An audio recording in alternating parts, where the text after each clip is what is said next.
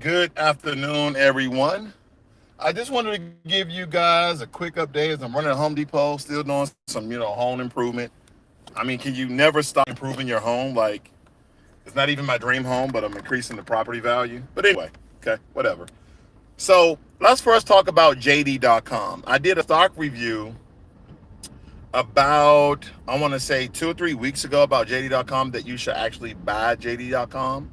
So I'm going to tell you what I did yesterday. I sold my position in, I forgot what stock it was, but I sold my position in that stock, which I really didn't want to sell that position. But then again, I want to invest. Oh, I sold my position in Microsoft. That's what I did. I sold my position in Microsoft.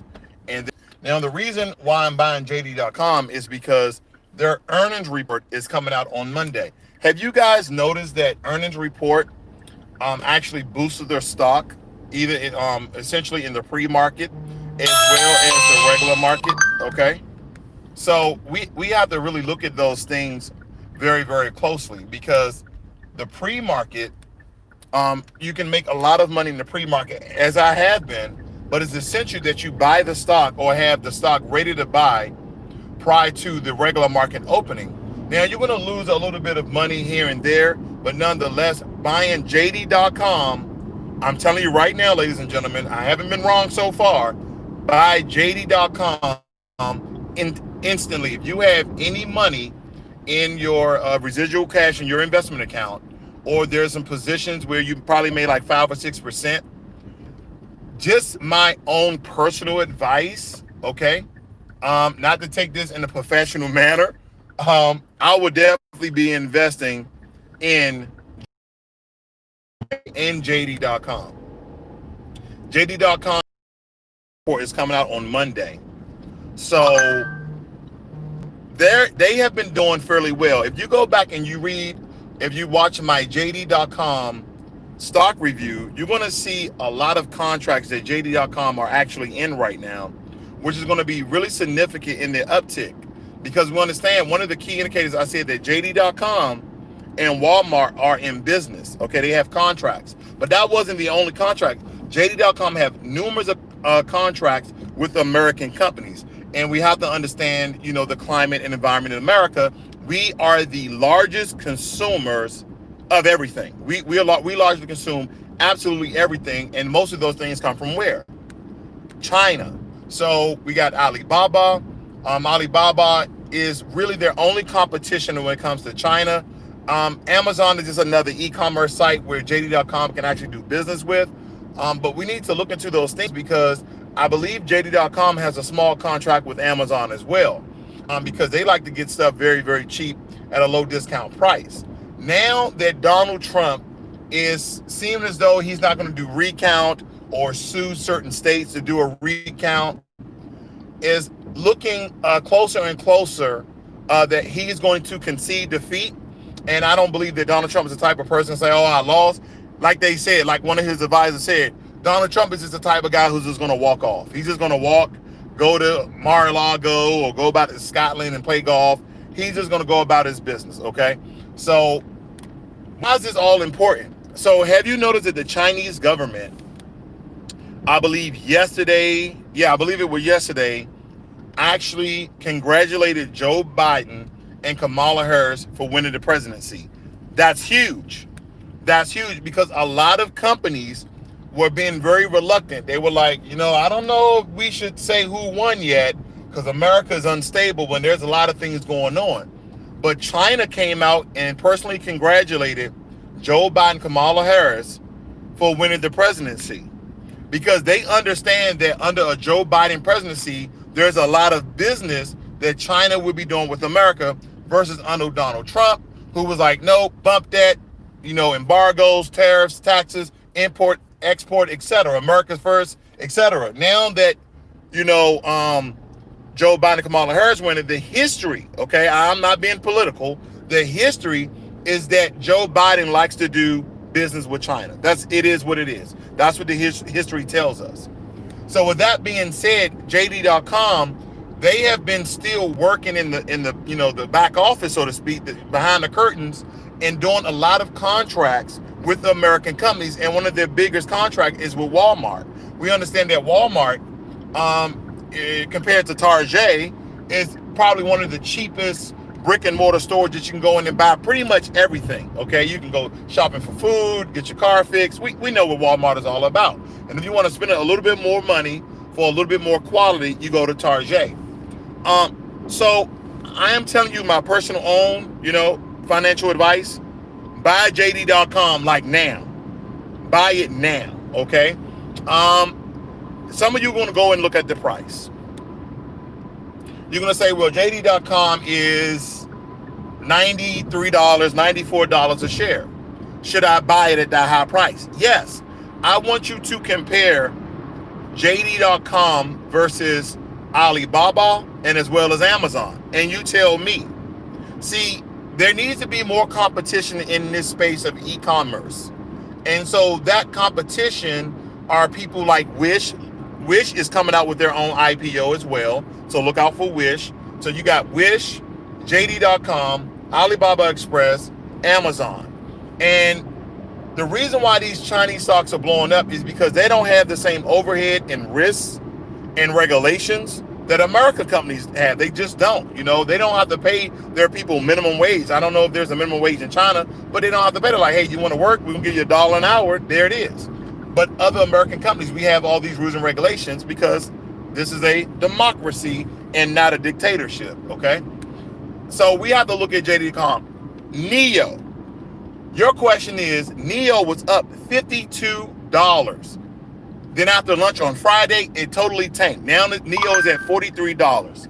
Your question is, how in the hell did Nio drop $9? There's this research company, this investor research company called Citron Research or Citron Investor Research. Look them up. Citron.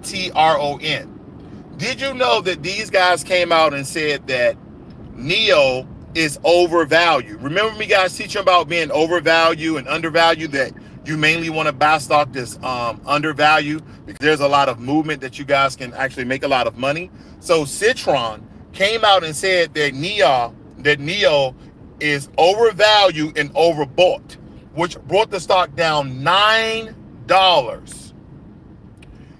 So again, I have to go against what these so-called professionals say about Nio.